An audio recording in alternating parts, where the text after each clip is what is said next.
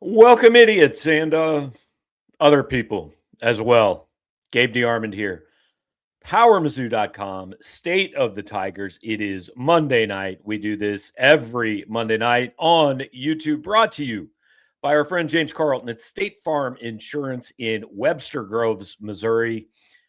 If you want to save money, like I say all these things, sometimes I read a script, sometimes I like to be clever. Just if you want to save money, call James Carlton. He saved me a lot of money on my car insurance. He saved Drew King some money. He wants to save you some money too. He wants to give some of the money you give him to Mizzou's NIL efforts. These are all good things for all of you guys. Get in touch with them at carltoninsurance.net or by phone at 314-961-4800. That is James Carlton. This is State of the Tigers. Every Monday night, Drew King on your screen now. Drew, I give you the number one spot. I give you top billing, and you tease the show by saying you have a bone to pick with me. I don't know, man. This is not how we handle things in my world. I thought this was like I thought this was like Dennis Gates switching up the starting lineup and putting Trent Pierce in for Jacob Cruz, and then like not all that much changing anyway. Like I thought that was the move that you were making here. No. This was more. We'll get into it, but this was more T.O. Barrett for Ant Robinson. Cody skipped a show last week, and we can't have him. So he's been demoted until further notice. Further notice being no later than July 1st. We'll see what happens between now and then. But I'll pick my bone with y'all when he gets in here because it's actually okay. I got to talk to both of y'all about something. Okay, cool. We'll do that during crossover season, 7:30, 7:40, somewhere in there. Hey, it has been 13 days since Missouri lost a basketball game, and dare I say it, because I know this could come to a crashing halt in about 49 hours, but people overall seem not angry about basketball right now. It has been a nice change in the last couple of days.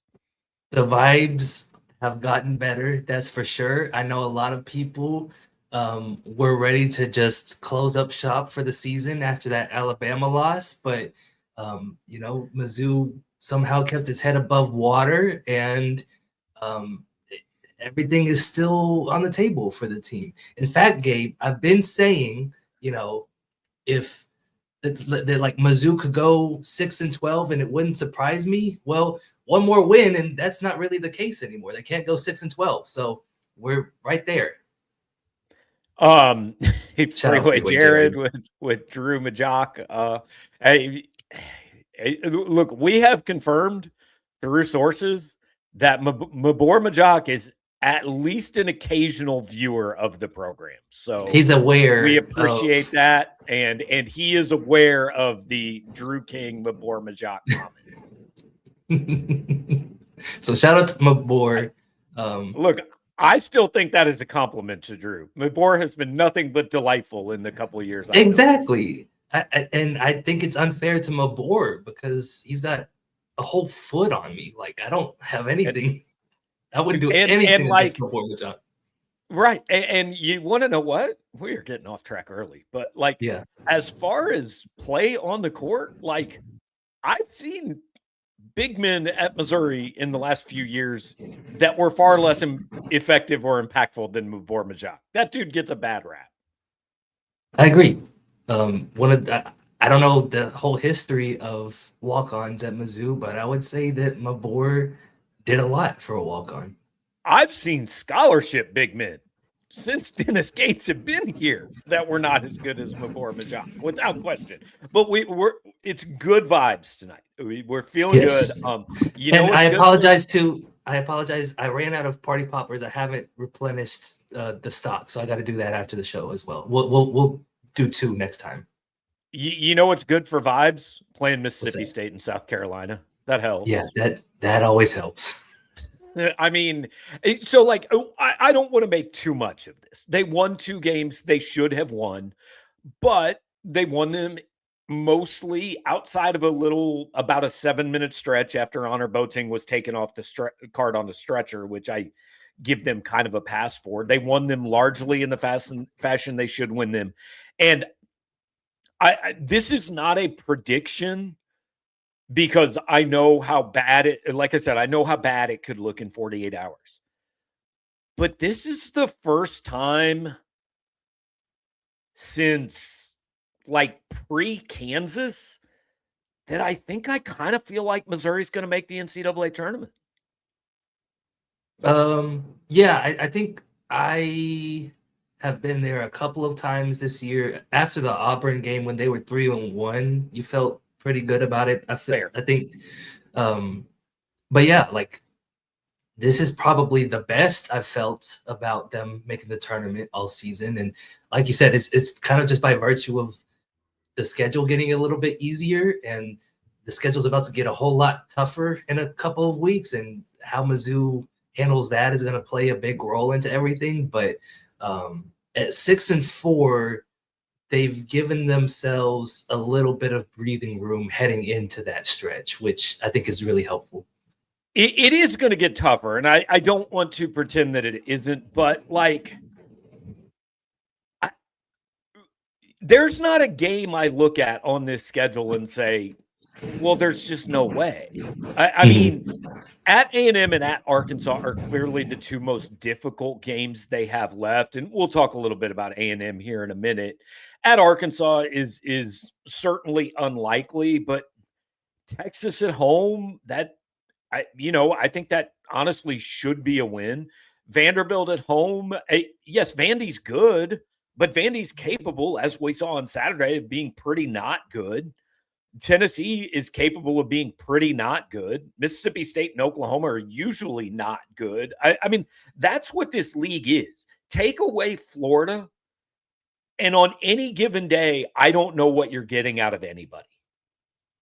Yeah, it's been a pretty chaotic SEC this season for sure.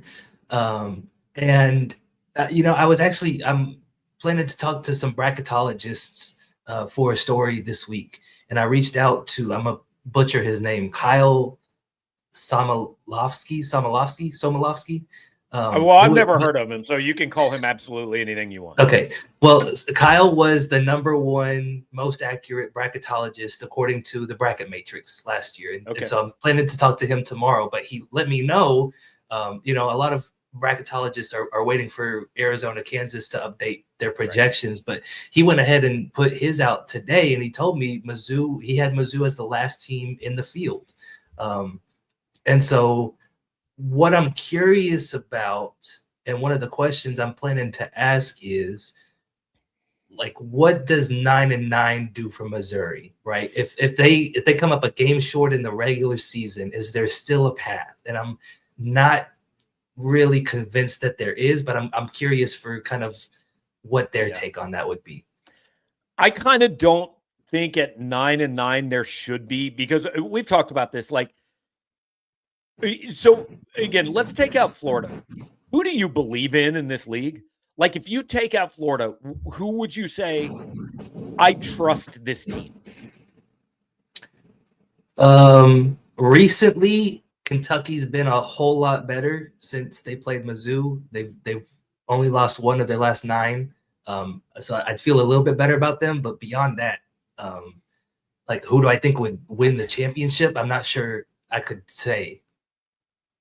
Yeah, I mean, if you've got a game, I don't care if it's an NCAA tournament game, SEC tournament game, whatever, who do you feel good? Like, this is a really weird thing to say looking at these standings.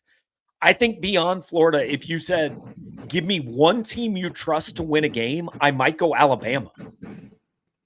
Like, they might be second on my list, and I know that's dumb, but I think I trust Nate Oates, and I think they've got talent. I like everybody else on this list. I just look at and say, I think they're capable of just completely not showing up. Well, I mean, so is Alabama. I know. I was going to say I would include Alabama in that group as well. And I think, Arkansas on the right night can beat anybody in the country, but I don't know that they have the right night all that often. Right. So yeah, I think that, to your point, is pretty good for Mizzou. There isn't a team on there that I'll say like there's no shot that Mizzou couldn't win that game. But it is still an uphill climb, though. Like we're talking about them going 4-4 the rest of the way, and that's not going to be easy against these teams. Fair. So let's address this. Buck T says, going into SEC play, I truly thought this team would win 2 or 3 in conference. They've exceeded. I didn't think that, but I think after Illinois, like I set the ceiling at 6-12, and Yeah. So like this team has been about what I thought it was going to be preseason, but it has been much better than I thought it was going to be as we talked on the night of whatever that was, December 22nd or 23rd. Yeah, and I came into the season saying like top half of the SEC should be the floor of this team, and it's now kind of looking like the ceiling of the team. So right. I mean, yeah, there's a path there to like. There's still a path to the double bye though. Like we were talking the other day, there's a path to the double bye, and there's a path to 7-11. There's a 4-way tie for 5th place right now, and I think this is only 6. a game out of. Yeah, is that right? Okay. Yeah, like Tennessee's a half game ahead because they played one loss. Yeah. So, I mean. It like we said, it's all still on the table for Mizzou. I think what would unlock reaching that next tier, Gabe, and it hadn't happened in a long time, but if Ant Robinson like somehow returns to a fraction of his former self, I think that would do a lot of good for this team. If he can like just do anything to put points on the board, whether it's knocking down more threes or getting to the free throw line and knocking those down more often, that would give this team a huge lift, and I'd feel even better about their NCAA tournament odds.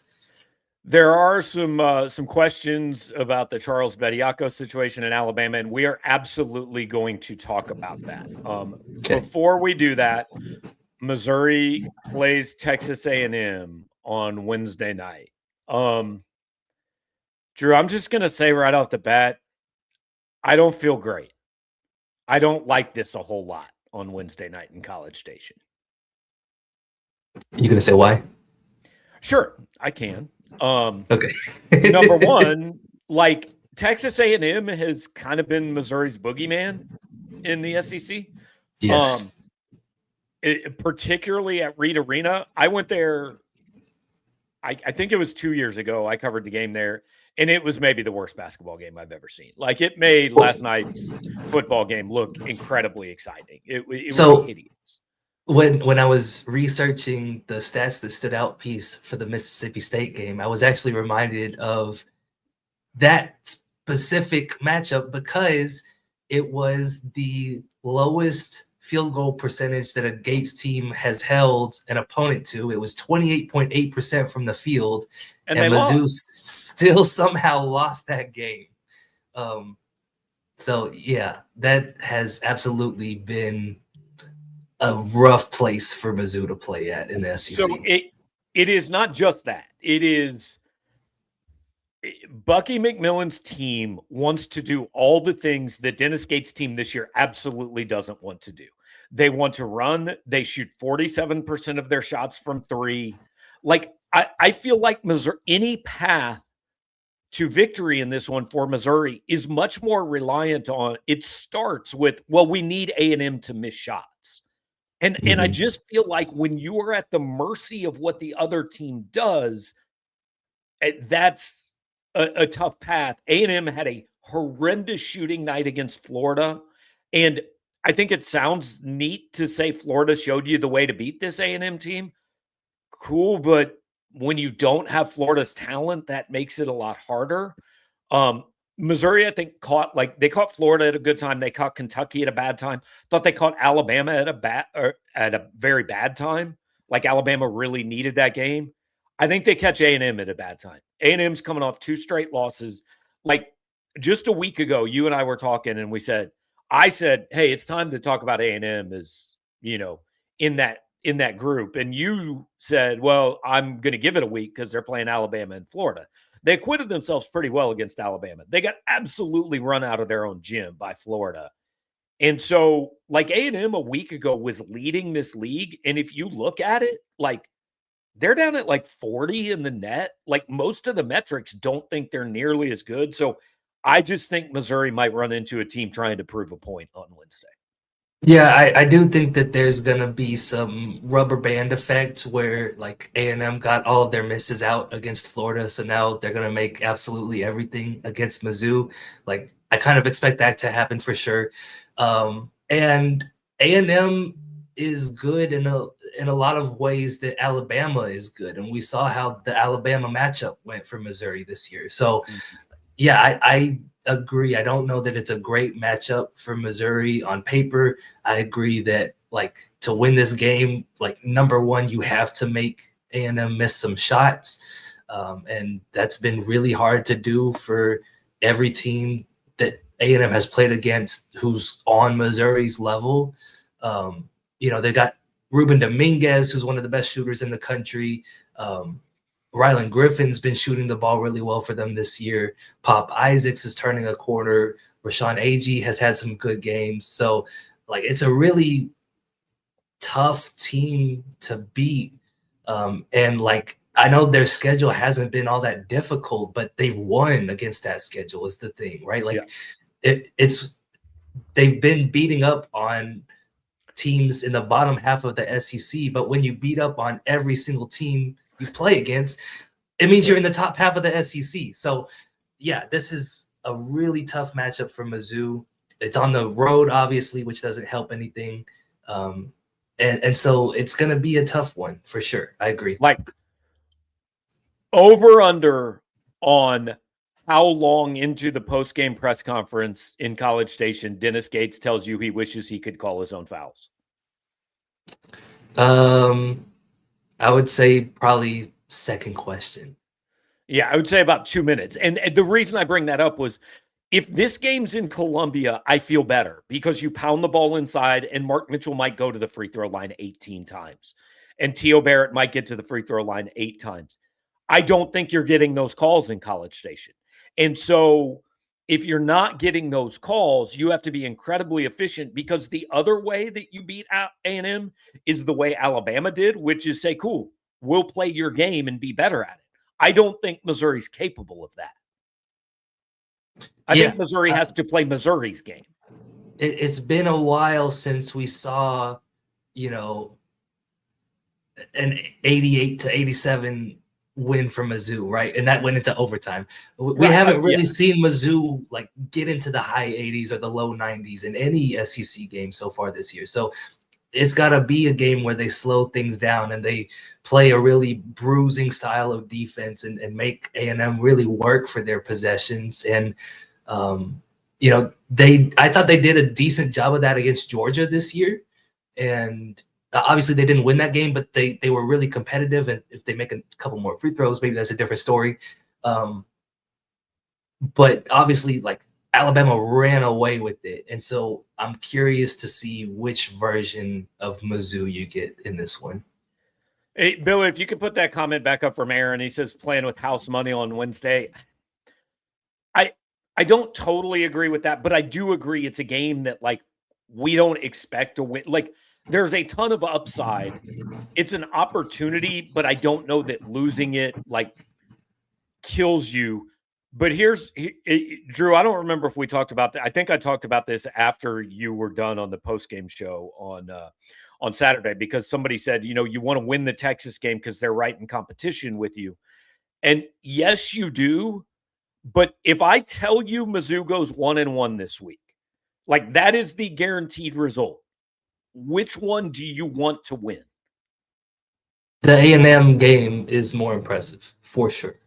Correct. And the thing is, Texas is not a bad loss. If you lose to Texas, like, it's fine. It's a quad 2 loss. It's a home loss.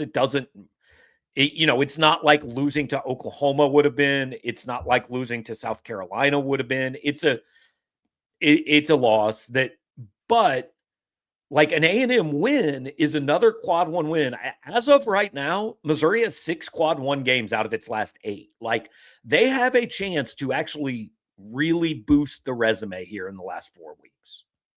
Correct. And yeah, I would say like minimum Mizzou needs to go 1-1 this week. Oh yeah. Because and I don't know that it matters if it's Texas A&M or Texas, but this next game is they got Kimpom gives them a 26% chance to win it, and the only game that's lower than that is on the road against Arkansas. So you lose this one, it's not the end of the world. It does put a lot more pressure on the Texas game this weekend. Right. But if you reverse it, right, and you beat Texas A&M, then I think you might be playing with house money against Texas.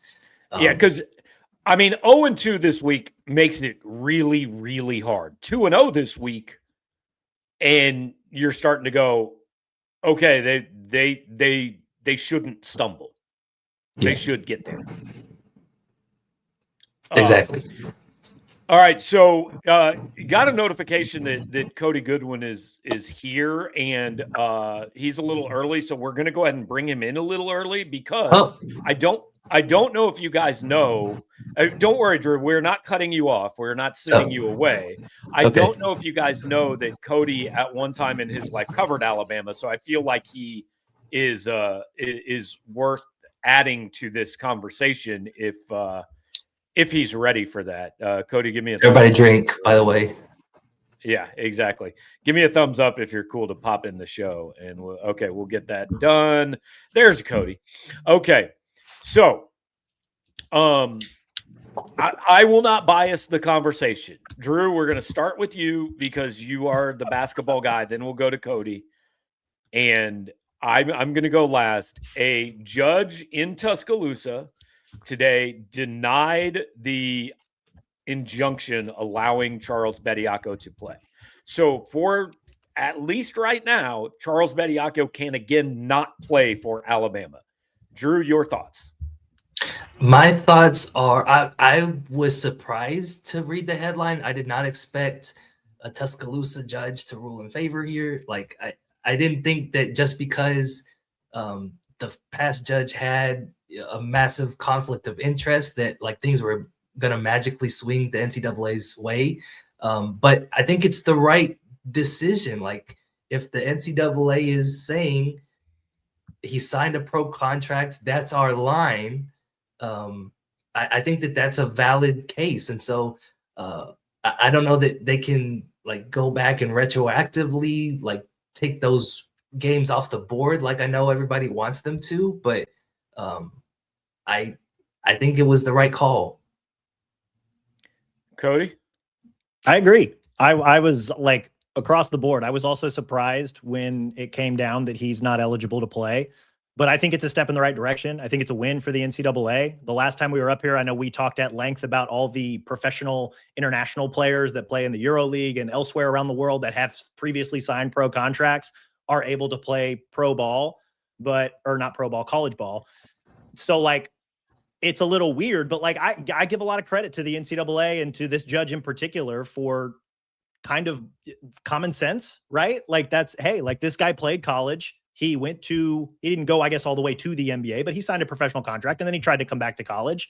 I would like to see some consistency across the board. I'd like to see the NCAA put a little bit more emphasis on eligibility because that seems to be the one thing where I think they can continue to win. And I think this ruling might be able to help them continue to win because they're now one for in the courts, right? Like they always get beat if you just sue the NCAA. And so like, I give this judge a lot of credit. You know, what comes next, I'm not 100% sure, but like if the NCAA can focus on anything, I think eligibility rules and just standardizing eligibility rules across the board, I think should be the next and maybe the only thing that they try to tackle from here moving forward. So I'm with Drew. I'm surprised, but like I agree with it. Like thumbs up to the NCAA for winning this battle. By the way, The Athletic, I was reading their article. I think they said that the NCAA has 55 eligibility lawsuits against them at the moment. So my first reaction was, Do you know how absolutely in the wrong you have to be to lose a lawsuit against the NCAA? Like this is like going to court pleading not guilty to murder and the cops going, but literally here's video of you dripping blood, standing over the body, laughing, saying, I did it, I did it, I did it. That's in how 4K, bad yeah. yeah, that's how bad it has to be before the NCAA is going to beat you in court. And they just beat Alabama in court. Now, so everybody's asking, I just looked, Alabama went 3-2 in 5 games with it. And everybody's saying, like, can they make them forfeit the game? I think the closest they can come is to say none of those games count on Alabama's record. But like Missouri doesn't get a win for it. You know, you might say if you lost to Alabama, the teams that lost to Alabama were Missouri, A&M, and Auburn in that stretch. So I guess it is possible you say, cool, we're taking that loss away, but we're not making it a win. So at the end of the year, if Missouri was 9-9, now it's 9-8. If A&M was 12-6, now it's 12-5. But you're not getting credit for an extra win. And then, I mean, that would create so many nightmare scenarios for like conference tournament seeding. And what does the NCAA tournament selection committee do? Like, I get it, but this seems like the classic solve one problem and create 37 more if you do that, because I know this is going to be unpopular. And tell me if you guys think I'm wrong here. All Alabama did was follow the rule that was in place at the time. Like I think it was Rothstein. The court said he could play. Yeah, well, and I think the initial TRO that they put in place too said that the NCAA could not punish Alabama. So like the 3-2 record, unless something else out of left field drops, I'm pretty sure that the 3-2 is going to stand, and nothing's I think is going to get taken away from these guys. In terms of like what it means moving forward, I think it was Rothstein. He tweeted out pretty shortly after, I think it was Nick Kelly that had the first tweet on it, that this is from Rothstein. The NCAA Tournament Selection Committee will evaluate Alabama for the 2026 tournament by the roster that it has available for March Madness per an NCAA official. So it sounds like, I don't know how much emphasis they put on the 5 games that Bediako play, but it sounds like they're basically just going to like, okay, here's who they are without him. And I don't think it really changes who they are. They were 3-2 with him. It's not like they went 5-0 and won these games by 35 points with him. Yeah. I also think if they wanted to penalize Alabama, like the easier thing to do would just be to say, like, postseason ban, you're not going dancing this year. Sorry, you broke the rules. Like, because that makes it a lot easier for the selection committee to say, like, okay, we don't have to worry about the records. Same with the SEC this year. So I think, like, if I was the NCAA, that's the route I would go. But again, I don't really expect them to do that. That feels like a little bit of a drastic step to take. But yeah, I also got to your point, Gabe, like, not only was it a big step for the NCAA to win a case and like how wrong and out of line you have to be for that to happen, but you had the commissioner of the conference speaking out against you. We never see that ever. He's the if you were rooting against Alabama here, Greg Sankey is the hero, because like that gave a Tuscaloosa judge cover to go, I don't know, man. The commissioner of their own league said it, right? Also, if this was football, this judge is never doing this in Tuscaloosa. But just saying. But like Sankey, I think Sankey's statement carries a lot of weight here. Like this is the guy in charge of their own league, and I think he deserves credit for it because like people in power take a lot of shit, but he is standing up for what 15 other teams in this league want. Like, I can promise you, the other teams in this league are looking and going, this is stupid. What are we doing? I don't care what Dennis Gates said publicly. I don't care what anybody said publicly. I guarantee you 15 other coaching staffs in this league think, you know what? Come on, Nate Oates. Don't do this, man. Yeah. Well, and just the fact that it genuinely hurts your league, right? Like Alabama probably isn't as good without Charles Bediako on the roster, and you kind of want Alabama to be better than 6-4, right? They might finish 9-9 now and not be seated as high in the NCAA tournament. So again, like they got caught in 4K. They couldn't. There's nothing they can do about it. You've lost the argument and you're wrong is when your whole defense is whataboutism. Well, what about the guy at Baylor? What about the European guy there? What about this? What about that? What about that? No, dude, we're just talking about you, and you were wrong here. I do think there's a conversation to be had about, again, all the other players that have signed professional contracts that are playing elsewhere around college basketball. But this was probably the most blatant of somebody who did sign multiple two-ways, who played in the G League, who had already played college ball, forfeited his right to, the whole, he forewent the remainder of his college career and then decided that he wanted to come back. Like, I think it would have been totally different if he would have gone undrafted and didn't end up signing a two-way deal and maybe only played in the summer league, not actual G League stuff. But yeah, I mean, a lot of those things are working against him. And again, kudos to the NCAA, because if there's one leg that they can continue to stand on and maybe try and continue to like gain some credibility, it's the eligibility thing. And so I wonder if maybe this is a step toward the NCAA kind of, I don't know, like regaining a little bit of strength and whatnot here, just to be like, hey, like we may not win any other court case, but like, 5-5 or whatever the rule is now, like that we're going to focus on eligibility. And, maybe this is one step in that direction. Any final thoughts before Drew tells us why he's mad at us and what he needs to say to us? I mean, that's why I got on early. I want to know what Drew's got a bone to pick with us. That's why I jumped on. Apparently. Yeah. I don't know what's going on here. I mean, I gave him top billing. You got demoted because you decided picking up your girlfriend at Lambert was more important than hanging out with us on YouTube last week. Hey. I put Drew number one, and he immediately responded by saying, I got a bone to pick with you guys. Well, first of all, I went back and found the text of Gabe sending me Commissioner Sankey's statement on the Bediako case, and my text back to Gabe was, I mean, good for him, but I don't see how it helps the NCAA's case at all. So I was dead wrong there. Kudos to Gabe. Okay, if y'all really want to get into it, and I really hate to do this because Cody was very gracious. I hate to do this, but I tweeted about it before the show. That's how much I hate it. Cody was very nice and invited me to his house to watch the Super Bowl yesterday, fed me food, had a great time over there. Gabe is very graciously letting me watch his dogs tomorrow. But here's the thing. It's been 3 weeks since the end of the college football championship. I have been waiting to hear, like, what is the ruling on, like, am I getting awarded? Is somebody getting punished? I haven't been contacted at all on this matter. And so I wanted to get to the bottom of this. Like, are we stalling? Is nothing happening? In our defense, we were a little busy with the portal. I kind of forgot about it. We need to have a staff email to discuss how we're handling this exactly. I believe I would rather hash it out now. Let's. Well, I think Sean was last, right? Yes, Sean was last. So for people who don't know what we're talking about, like we had our SEC pick'em. Like one of the things that I brought when I jumped on in September was that everybody on staff is going to pick every SEC football game. And so we kept track of records. We kept track during the SEC season. We kept track all the way through the college football playoff. And Drew ended up in first. I think he won. He beat Gabe by 2 games.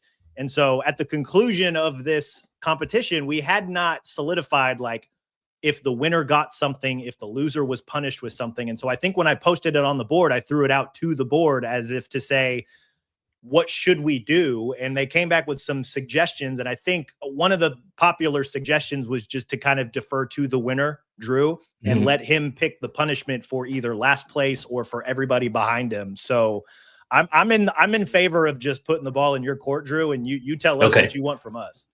Okay, well, but this was I'll tell you if I'm in favor of that after we know what you decided. So. Well, that was my question, because if I'm just punishing Sean, I think like the punishment I pick might be a little bit different than if it's for everybody. And so I wanted to get that clarification first. I mean, I've always thought, like, the ruling always is the guy that has to go to IHOP for 24 hours is the last place guy, right? Like, if you're just in the middle, like, you didn't win, but you didn't lose. To me, the loser is the punishment. Sean is going to get this legislated against him and have absolutely nothing to say. Well, whatever he has to do it, no matter what, he's last. But my thought is, if you lose, you get punished. Like, I feel no shame in finishing second. I mean, to be fair, like, you were the first loser. Like, Sean was the fourth loser. So, right, like, he we all lost way worse than we lost. There's really only one winner here. And when I officially put the results on the board, I said, still unsure of what the punishment will be. Feel like Drew winning means he gets to choose. And nobody pushed back on it. So there have to at least be degrees of losing, though. Like, whatever Drew's punishment is, Sean has to do more of it than the rest of us do. I don't hate that rule. Ooh, okay. I like where this is going. Like, I can live with that. Because what I was going to counter you with, Gabe, is, you're not first, you're last. That's no, I understand, but I'm not last. I'm second. But you're not first. I'm not first. I'm not first. Okay. Now, I like this idea of varying degrees of punishment for the losers. Should we? We also have to discuss if intern Blake is kind of out of the punishment, because A, he really had no choice, and B, like, I know you guys haven't actually met him, but like, he's a really nice guy, and I would feel kind of bad, but he should have been better at SEC picks. That's all I'm saying. We all had the same games to pick from, and I think he finished second to last. So you play the game. He's got to learn the lesson at some point. You gotta deal with the consequences. So, like, this is the example. If we do the Dr. Pepper McNuggets thing, like, then I think it's like 6-pack, 8-pack, 12-pack, 20-pack. There are degrees of it here. And this is a popular choice. I don't know that I want to be that evil, because I really wouldn't wish that on my worst I don't think that would be the worst punishment ever. Like, I don't think it would be good, but I'm thinking of like, how would I respond if I was in y'all's shoes? And I would like stand up and pound my fist on the table and say, we're not doing that. If somebody tried to make that. But see, you're such a better difference is you're the only one that has actually done this before. So it sucks. I'm thinking, I don't know, Dr. Pepper, good. Chicken nuggets, not bad. How bad could it be? You're such a better winner than me. Like, if I were the one that got to choose this, like, I'd be very much like, we're all going to Waffle House, like 24, 12, 6, and 4. We're like, let's go. Oh, wow. Yeah. Oh, gosh. Okay. Or like do the 999 challenge at home on opening day.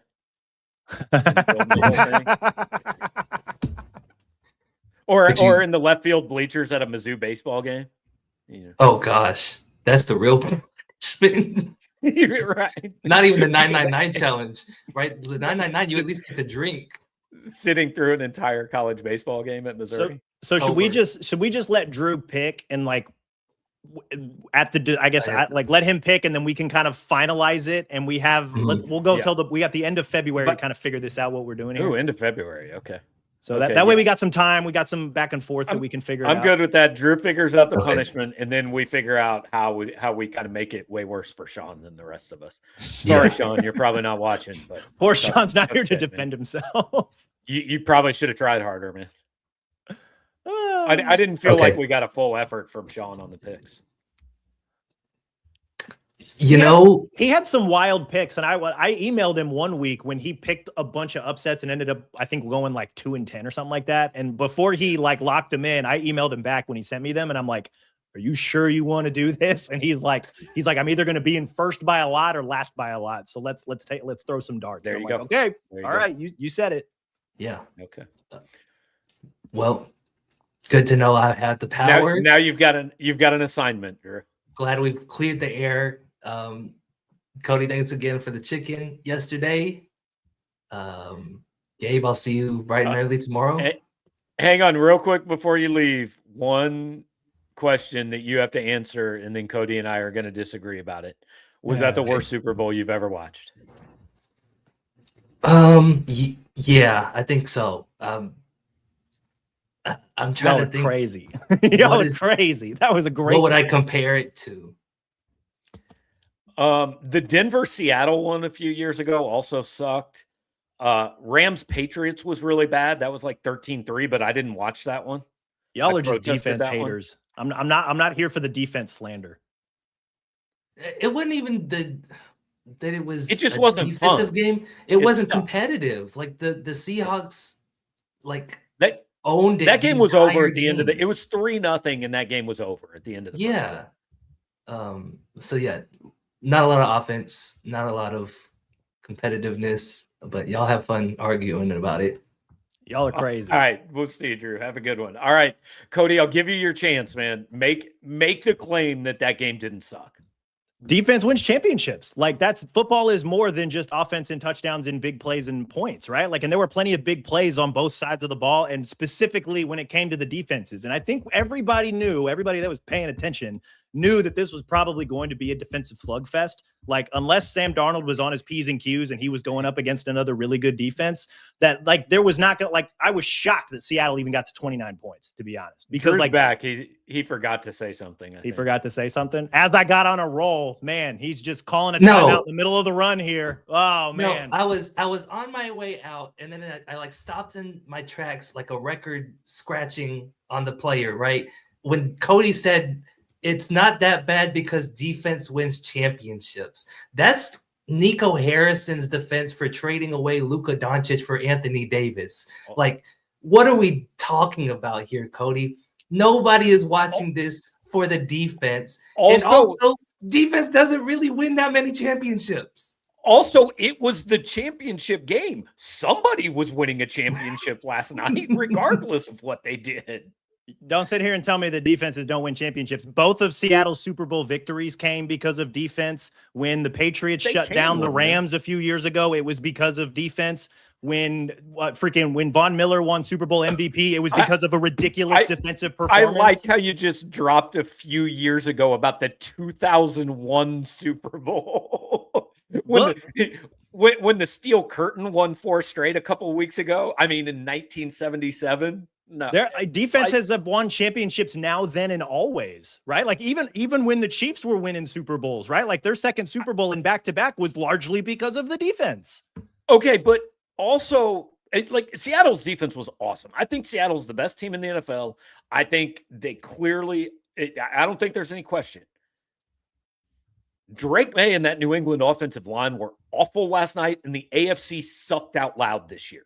Like the Super Bowl was played 2 weeks ago between the Rams and the Seahawks and the 49ers, or Seahawks and Rams, whoever they beat. I don't even remember. I won't disagree with that. Like, I think the winner of the Seahawks Rams game, like that was that. If you want to call that the true Super Bowl, fine, whatever. But that was a great game between two really good defenses. Like the Pats, if not for the Pats' really good defense, like there's no way that that's even somewhat of a game in the third quarter. Yeah, but you know what would have almost 100 yards in the first half. Y'all are attaching your happiness to sporting events to one single path, and let me tell you, that is making you guys blind to the other amazing opportunities. You want to know? You want to know what would have helped New England win the championship last night? Points.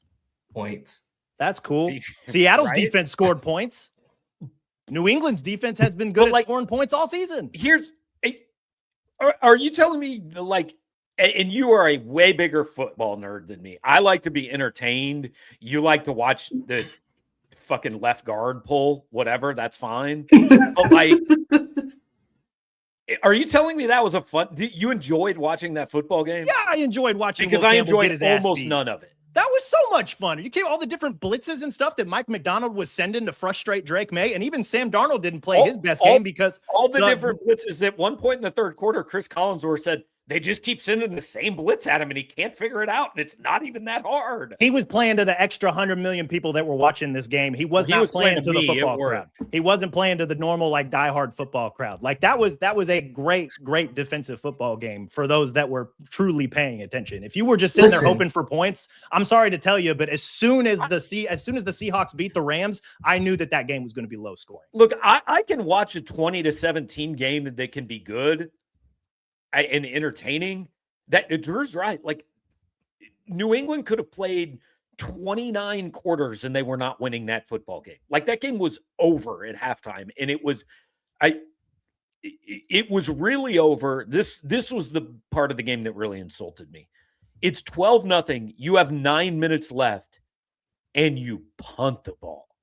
Like, dude, it's like he literally didn't understand that points mattered. Hey, I said a couple times last night, and Drew can attest to this because he was sitting right next to me, where New England had 4th and 5, 4th and 7. I think the one time I actually said it out loud, they had like 4th and 13. So it was probably a little ridiculous. But there were a lot of 4th downs last night where I'm like, I don't know, New England should probably try for this.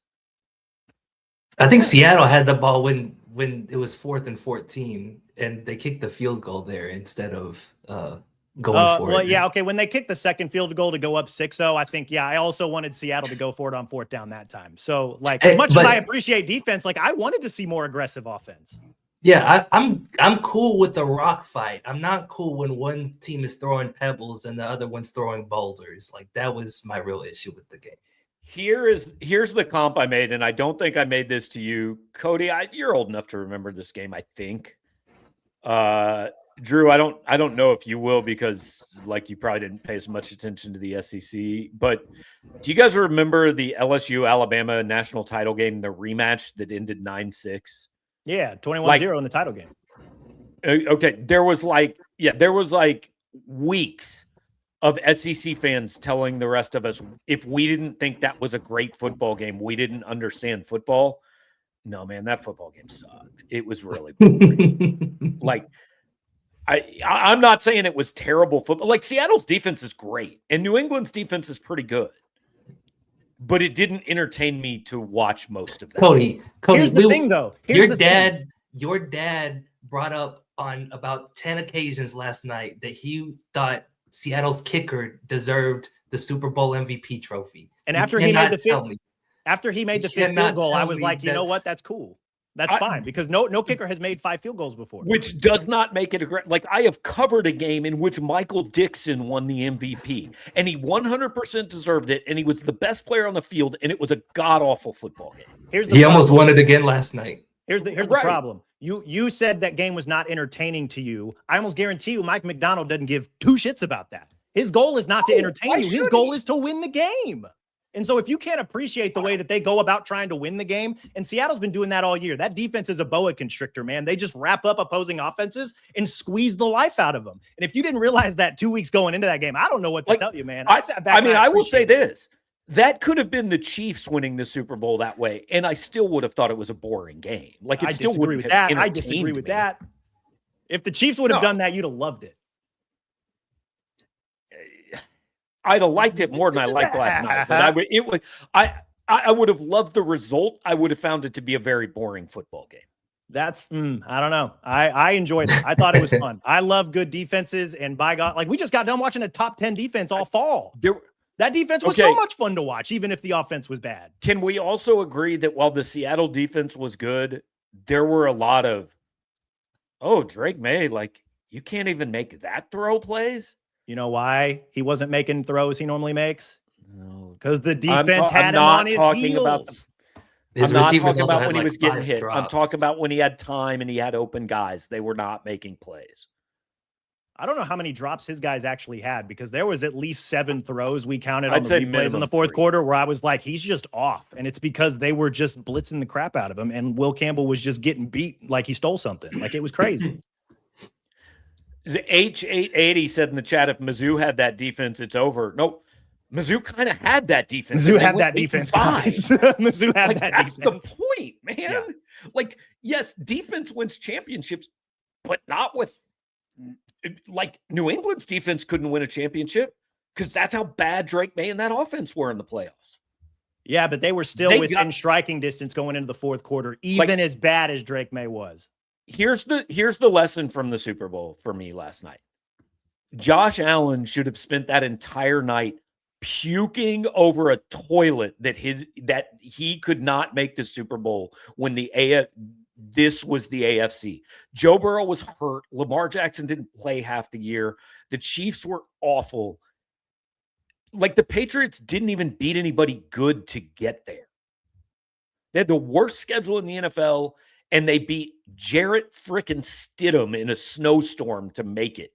The AFC sucked. Not taking credit away from Seattle, but absolutely credit away from the rest of the AFC. No, I agree with that. Be ashamed if you didn't make the Super Bowl. And I don't know if the Bills would have won the Super Bowl, but same thing. I texted you last night. Josh Allen would have struck a lot more fear into that Seattle defense than Drake may. I would have enjoyed watching the Bills play the Seahawks. I did Would not you- enjoy watching the Patriots play the Seahawks. Would you have enjoyed the Seahawks defense a little bit more if they would have gone all boa constrictor on Josh Allen? Yes. I would have respected that more than doing it against a guy that I think kind of sucks. That's silly. Drake might finish second in the MVP voting. I can't help that the MVP voters are stupid and just take quarterbacks from good teams.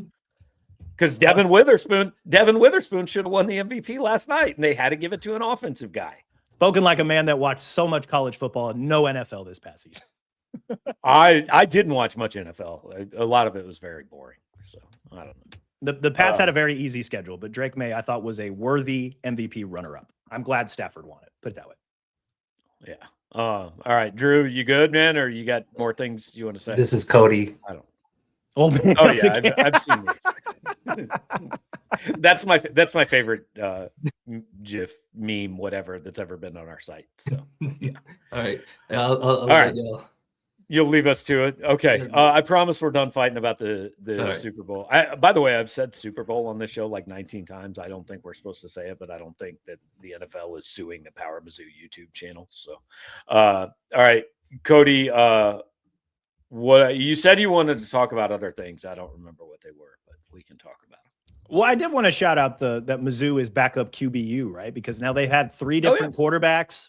I think you had this tweet last night. Blaine Gabbert, Chase Daniel, and now Drew Lock have combined to win 4 Super Bowls without taking a single snap in the big game. Without a snap in the Super Bowl. Yeah. Which is pretty cool. That's pretty badass. No, but I did want to talk. I know that we're kind of, it's February now, right? It's all about basketball. You guys, like Drew is probably going to take the lead on the show most Monday nights now, which is fine. I could use some time to sleep and catch up on some stuff now that we've got all the way through portal season. However, I did want to ask you, like, I got done the last couple weeks doing all of my like post portal breakdowns, kind of looking at who Mizzou lost, like what's the experience level looking like, what production are they having to replace, what guys did they bring in, like how much experience and production did those guys bring in, and just kind of overall looking at every single position room. I'm curious here, just kind of at the end of the show now that we're through the portal and we're not quite to spring ball yet, before we kind of propose questions about spring ball, I'm curious, based on what we know right now at this juncture of the offseason, which position group do you feel most confident about? And which position group do you feel least confident about when it comes to Mizzou? Okay, most confident is easy. That's running back, right? I mean, and that they didn't really even do anything in the portal. I mean, they did, but it wasn't impactful. So outside of running back, I think linebacker. Do you agree there? I don't know that I would put them at the very top, but that's definitely a room that I feel good about, just because Rodriguez is coming back. He has shown to be a very, very good player. They added Billy. He already has a linebacker graphic up. Like he knew I was going to say that, but he didn't. I promise he did not know I was going to say that. Yeah. So they've got Rodriguez coming back. Obviously a really productive player. Adding Woodyard, one of my personal favorites when it comes to portal additions. Like that's plug and play easy. I think I wrote this about the linebackers last week. Like when you look at the linebacker room, like it's very much like what you want a position room to look like, because you've got Rodriguez coming back, who is a guy that knows the system. I feel pretty safe saying that he's going to be the green dot next season. You've got Woodyard coming in as like a plug and play, like, okay, we got another guy with experience and really good production. And then behind them, you've got young, talented guys that are ready to step into larger roles and eventually take over in future seasons. Like if there is an ideal position group in terms of like what you want it to look like, it's probably Missouri's linebacker room. Like I feel really good about that room. I honestly, after doing the entire exercise the last couple weeks, I feel, and I know I've said this before, but I feel really good about the offensive line. Like I feel good about where they're at. I feel good about the returnees. I feel good about the guys that they got from the portal. And I maybe don't feel as confident about the younger, talented guys that they've got coming up, like Jack Lang and Whit Hafer, just because we haven't seen them play yet. But we know that the people in the building feel really good about the younger guys on the offensive line. So in terms of like, after doing the exercise, what kind of turned my head a little bit, I think it was the offensive line. Like I feel pretty good about what they've got there. All right. Least confident. Do you want the safe answer or the set the show on fire answer? Let's set the show on fire. All right. I don't know what I think about quarterback. Hey, well, welcome to the skeptical side, Gabe. And it's simply because like there's nothing to go on other than hope, right? And like he may be great. I think he's going to be better than Bo Perbula was. But like last year, we sat here all offseason and go, like, I think I like it, but we haven't really seen it. And all the people who were completely in were saying, what do you mean? He played a half against Wisconsin and was really good. But like Austin Simmons doesn't even really have that. You know, like he has less proven than Bo Perbula has. And again, I want to be clear. I think he is going to be better. I actually think he's going to be fine. Like, I don't think he leads a team to the playoff, but I think he can go win 8 games, you know. But like, if you're sitting here saying, I have no doubts, then you're really just doing it on blind faith. And you're saying it with your heart. You're not saying it with your head. Yeah, I agree with that. I mean, same thing I said, like when we did the show, when he first officially committed, when he first officially signed, that like, hey, like there's a lot to like. There's also a lot to be like, I'm not sure about this, or like, I need to see more, right? It's one of those, you're going to see what you're going to see type positions with Austin Simmons. And even with Nick Evers, right? Who they probably, as soon as they brought him in, I'm kind of like, okay, like they're not even really going to try to make this a competition, right? They're going to tell us that, but it's not really going to, like, they're all in on Austin Simmons, which is fine. Like if Austin Simmons gets hurt in week 3, I fully believe Matt Zollers is the guy that plays. I would think so. Yeah. Yeah. I mean, Evers is there to kind of like, he's a guy that's been around the block, right? And so like this will be what, his 6th or 7th year of college ball. Like they brought him in to kind of help mentor Zollers, I would guess. Like I don't know that 100%, but like based on kind of his profile, right? Like that's probably why they brought him in. A guy who has played quite a bit, who has been to different stops and is going to be there to help not just Zollers, but Simmons too. Like Simmons has only been in college for 3 years. He's only like, he redshirted and then he played a little bit behind Dart and kind of garbage time. And then last year he was the starter before he got hurt. So we'll see. I mean, yeah, like it's quarterback. It's, you know, I don't know that you actually set the show on fire by saying that, because I agree. It's a reason for worry until we see or hear otherwise. So my answer outside of quarterback though is I just don't know about defensive tackle. Okay. I don't know. Like I think they have a lot of guys. I don't know if they have a guy. I think that's fair. I think this could be, in terms of defensive line, like defensive interior, like I think we know who the people are, right? Marquise Gracial, Donta Simpson, Jalen Marshall. But there's also like, you're going to have like Elias Williams, Jason Dallas, Sam Williams. Like those guys are going to have to play. Like those guys are going to have to play. Like we'll see how many snaps they ultimately play. But, you know, like last year it was basically like Chris McClellan, Sterling Webb, and then some occasional Marquise Gracial, some occasional Jalen Marshall, you know, a little bit of Braylon Henderson, who I guess entered the portal because he thinks he's going to get another year. Keep an eye on that. Maybe, I guess, I don't know. He could be one of those that entered the portal just to keep his options open, but we'll see. But, you know, like you knew who the dudes were, right? It was McClellan and Webb, and then everybody else kind of filled in behind him. Like here, it's like, you know who Gracial is, you know who Marshall is. We kind of know who Donta Simpson is, but then like those guys just haven't played a lot. And that's what makes me nervous about that position. My answer was safety, because I have absolutely no idea who's going to play. Like no clue whatsoever. Yeah, but they have so many of them. Yeah, but so Santana Banner is going to be one of the starting safeties. Right. That's 100%. Past that, like Elijah Dotson played a lot of corner. Kensley Loder-Faustin from Auburn also played a lot of slot corner, but he's kind of small. So like, where does he fit in the safety rotation, right? Like I think I projected him as the more free safety because I look at his size and I think center fielder, right? Because he's less than 180, I think, at last measurement.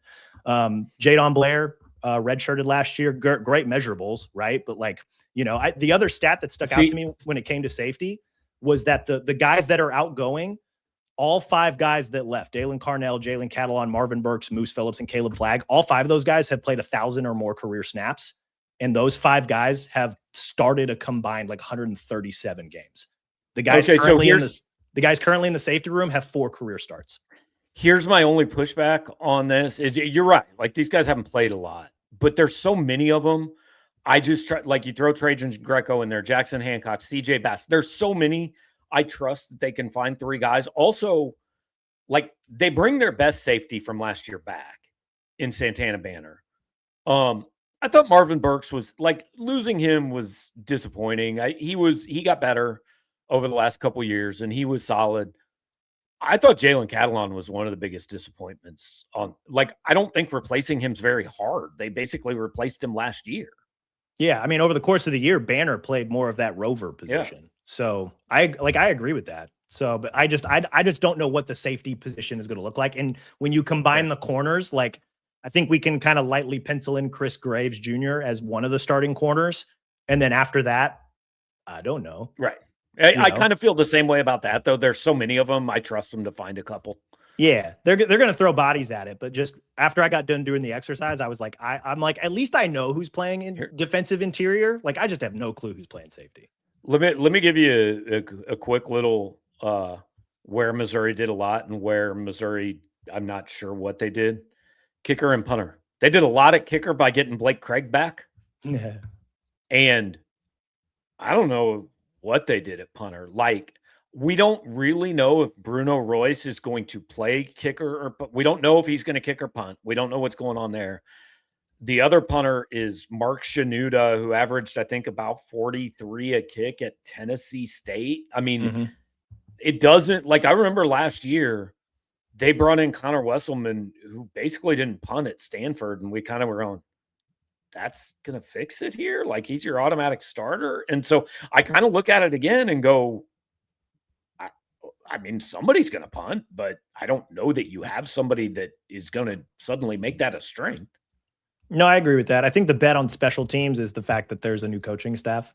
And so can those guys make a difference? And like Bruno came with Papuchis from Florida State. So like you hope that they can figure it out when they're, and Jonathan Rutledge, who I know we posted about a few days ago, like we expect it hadn't been announced yet, but he's going to be the assistant special teams coach. Yeah, that may not be one they officially announce either, because I think they hired 2 new staff, like strength and conditioning staffers I don't know that they officially announced that rule either, but having Craig back, that'll be big as long as he's healthy. Oliver Robbins stuck around. He had the stronger leg of the 2 guys last year. I know he wasn't, super accurate, but like stronger leg. Like I think you'd rather work with that than not. So special teams, I think still maybe a question mark, but it's a question mark across the board because you've got new players and a new coach. So it's, the bet is that the new coach can at least be better than they were last year, which shouldn't be hard, but who knows?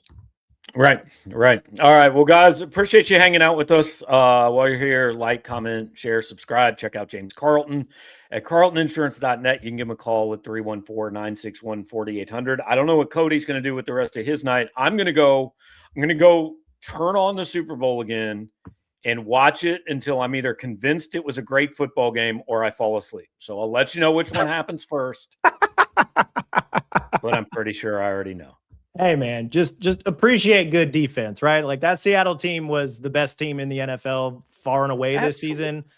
But I appreciate just the like Mike McDonald's the first defensive play calling head coach to win a Super Bowl. Like that to me was just kind of the calling card of that team, and I appreciated it. I'm not gonna fight too hard when people are like that game sucked. I'm like, that's fine. I enjoyed it. I thought it was great. I'm glad you enjoyed it. I'll be asleep in 17 minutes. We'll talk to you guys next week. Thanks for hanging out.